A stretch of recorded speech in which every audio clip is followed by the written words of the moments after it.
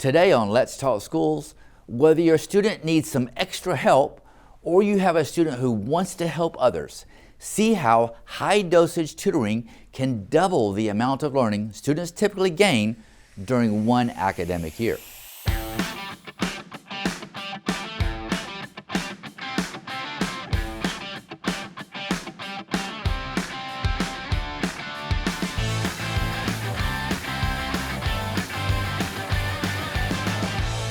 Hello and welcome to another edition of Let's Talk Schools. I'm Mike Looney, the host of this show and the superintendent of the schools here in Fulton. Today we're going to be talking about high dosage small group tutoring, which is an innovative practice that we established as a result of our COVID experience. We have a star student with us today, so why don't you introduce yourselves, and then we're going to ask our local expert to introduce herself. Hello, my name is Gabrielle Foster. I am a senior and I attend Westlake High School. Welcome to the show, Gabrielle. Thank you. I'm Yasmin McKenzie, and I'm the Coordinator of Innovative Curriculum and Instruction here at Fulton County Schools. Ms. McKenzie, so I'm going to start with you. What is high dosage small group tutoring in Fulton County Schools? So we have the pleasure of the board funding high dosage small group tutoring, which looks at small groups, so 3 to 4 students being tutored by a coach tutor. We have both our high dosage small group paraprofessional, who is a Fulton County employee, as well as vendors that we have approved.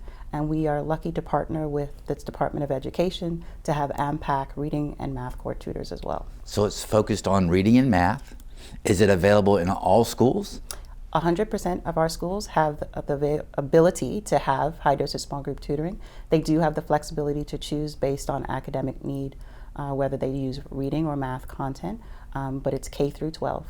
And is it a mixture of during the day, before, at school, after school, or does every school have the ability and the flexibility to establish what's necessary for their school to be successful? So based on the research, high dosage small group tutoring is most effective when scheduled during the school day. So we have given some additional opportunities for schools to extend before, after school, and Saturdays. But for high dosage, it occurs during the school day. It's scheduled. Students have it prescribed 3 days a week for a minimum of 30 minutes with the goal of getting them to be proficient and distinguished at the end of the school year. Outstanding. And so, Gabrielle, what role have you played in this high dosage small group tutoring work that we're doing in Fulton County Schools? Well, I do the tutoring at Palmetto Elementary. I teach 3rd through 5th grade, and I really enjoy the experience. I have also tutored before like I did, with the work-based learning when I was in middle school and also my 9th grade year of high school. 9th year of high school, and I really enjoyed it, like getting students to understand what the process was from beginning of the unit to after the unit, and like them enjoying like actually learning from me, and I kind of enjoy it because it gives me time of like when I was in elementary school and learning from teachers. So I really enjoyed the experience of being able to be part of the reason that students are learning something new today. Awesome. So you're not being tutored, you're providing the tutoring. Yes, sir. And you're a senior at Westlake High School? Yes, sir, I am. Well, obviously that speaks very well about you and your character and your commitment to helping others. How did you get selected? How I got selected was Miss Yasmin. She had sent emails out throughout all Fulton County schools regarding if students wanted to get the opportunity to tutor kids, and so when I found out about it, I really was excited to do the opportunity because, like I said, I did do tutoring when I was in 9th grade and in middle school. So I just hopped on the opportunity and I was selected, and I got to do an interview process, and Ms. Yasmin had selected me to be a part of the Fulton County school and tutoring different elementary schools around the area. So we have a rigorous interview process that individuals have to go through in order to be selected? So one of the opportunities in our first year, schools were able to give us some feedback about how they would like to expand and stretch their dollars that the county pays for this program.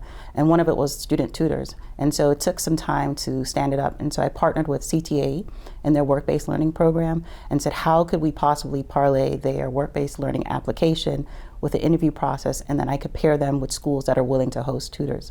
And so during our summer learning workshop, where we kind of prepare for the year, I got volunteer schools. And then we worked with our work-based learning coordinator over those students to prepare an application, provide an interview process, and then get them set up so that they can work based on their calendar and schedule with a feeder school, so students don't have to drive very far or could possibly walk to their school. So Gabrielle, it sounds like there were some benefits to you as well, Yeah. and that is you learning to be a good interviewee, you're learning how to fill out applications very well and that sort of thing. What are some of the other benefits that you've enjoyed as a result of being somebody that tutors others?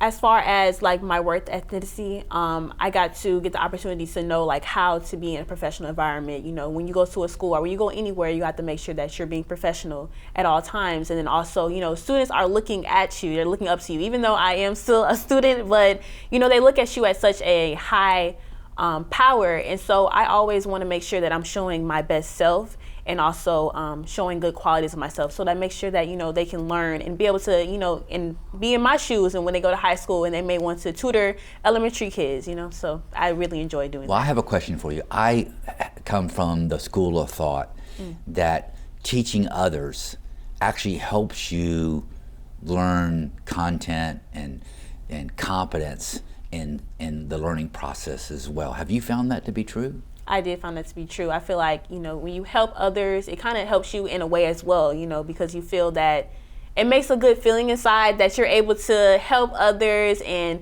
them being able to learn from you and being able to use that in their life and be able to say that I got help from me. It's like, it's really empowering and it's really touching to me. Rewarding, huh? Yes, it is. Good deal. So are you doing this just out of the goodness of your heart? Oh, yes. Are you getting paid? Oh, we do get paid to do Okay. this, but I do enjoy doing, like, if I had the opportunity to do it for free, I would love to do it for free. Now don't tell her that. Because I do really enjoy it, because I get to, you know, wake up in the morning and be able to talk to kids and ask them how their day was. You know, when I talk to my fifth graders, I kind of talk to them a little bit about, you know, are they ready to go to middle school? Because transitioning from elementary to middle school can be a little bit, you know, nerve-wracking. So it's good to also create conversation with them to kind of get them to enjoy life, and then also teaching them different lessons as far as like the units that they may be learning. So I really do enjoy it. Let me ask you a question. Is it easy for us to attract high school students such as Gabrielle to come into the work-based learning environment and become a tutor? So this is our first year, and so initially we sent out, and we're competing against other local businesses as well as to have interest in education. And what I found my greatest resource was actually talking to the school coordinators and saying, hey, I've had 5 applicants. I would love to have at least 10. Do you have any students that tutor for you now for, you know, either getting hours, volunteer hours that would be interested? And so I was able to get additional 7 applicants because of the school-based coordinators, and then go through that application process. The goal is to expand that, to offer it to our tag interns, which would give me some ease on budget because there's no cost, but also to continue having work-based learning next year so we can have more schools benefiting from our high school seniors. Good deal. So are we seeing any productivity? Are we seeing results as a result of this strategy? Absolutely. Really excited, particularly where Gabrielle is at Palmetto. For the first time, they're seeing their students that are in their program achieving superior and advanced on their district unit assessments, which within the first semester, she was extremely pleased and sent that email out and so excited. Last year at Wolf Creek, we saw students in our high dosage tutoring increase in our proficiency in level 3s and 4s. So we're excited about the work and excited about showing the progress that our students are doing. Would you recommend this work, this experience to your classmates? Yes, I would recommend it to them, because I know that a lot of my friends, a lot of my classmates, they really enjoy helping others as well. So I definitely would recommend these to my school, not even just to my classmates, but to my school in general, you know, for them to be able to help other students, because I'm pretty sure they would want to like help younger kids, you know, be able to learn, process, and then also helping to make another school look, you know, much better, like with their test scores and going on there with the school I work at, Palmetto, when they had test scores, like when the students, you know, pass their tests, we also reward them with, you know, giving them candy or like giving them PBIS points as well, you know, so they make sure that they feel very proud from all the work that they've done, so they can feel appreciated as well. So yeah, I would recommend those. So let me ask you this: are you a teacher in the making, or what's your after high school goals? We're recruiting, by the way. Tell me what your plans are after high school. Plans after high school, I want to be a sports news anchor. I want to major in journalism, so that's kind of what my plan is. But I still also love to help people, so I do want to get a minor maybe in like being a teacher as well, or just even helping others, because like I said, I really do enjoy helping others, and then being able to see that they enjoy it, and also they enjoy learning from me. It's like such an amazing process to me, so I really love it. So yeah. Good deals. Without telling us about a specific person, I don't want you to name anybody, but try to think about an experience that you had where the light came on for one of your tutorees, and they finally got the information or mastered the concept that you were trying to help them with. So I would say it was one time I was in a classroom and we were going over the study guide for their test coming up, and I was working with like a small group of kids, and so we were doing some of the problems on the board, and I noticed that they were struggling at first, so I tried to come up with different strategies, because I know sometimes teachers may teach a strategy and then you may teach another strategy. So I tried to incorporate a new strategy and see if they were able to understand the process of my strategy. And so when I did the example, I had them do an example themselves, and when they did the example, they said that they understood it much more clear and it was like no troubles. And then when they took the test, they said that they used that strategy and it helped them as well in the test. So I was very excited that I was able to use one of my strategies that I learned when I was in elementary school, and from one of the teachers that I had before, and I'm able to use that on their test, so it can like help improve them, and it makes them feel good because they were able to pass their test. So yeah, that's kind of one example that I would say. Awesome. You made a difference in somebody's life in a positive way. So let me ask you this. I know that this is our first year including students in this process. Moving forward, if someone's interested in becoming a tutor, such as Gabrielle, or somebody wants to know what's available at my child's school, is there a location? Is there somewhere they can go to, somebody they can reach out to get more information? So I would start with parents. If you're interested in wanting to find out if this support is appropriate for your student, at the elementary level, reach out to your CST as well as the school coordinator. At the middle and high school, the program coordinator, so the high dosage extended learning coordinator, would be your best person to meet and talk to and see what available programs, whether it's virtual, in person, and what content area. For students, the work-based learning application for student tutoring will open in February. Okay. And then we will have interviews the first week of April after spring break. And then you'll be notified, and then we look at your schedule in midsummer when they're finalized to look at placement and matching, because typically the work-based learning occurs in the morning and afternoon, and so that has to be a space at the feeder school to make it work. So we really work hard to partner the student schedule with the actual schedule that's going to be available at the school. So I want to get this right. Gabrielle, you're a full-time student at Westlake. I am. You're a senior. You're about to graduate. Yes, sir. Congratulations. Thank you. You're going to school and learning your content, but you have room in your schedule to go and tutor others and get paid while you're at school. Yes, sir. That's a pretty good deal.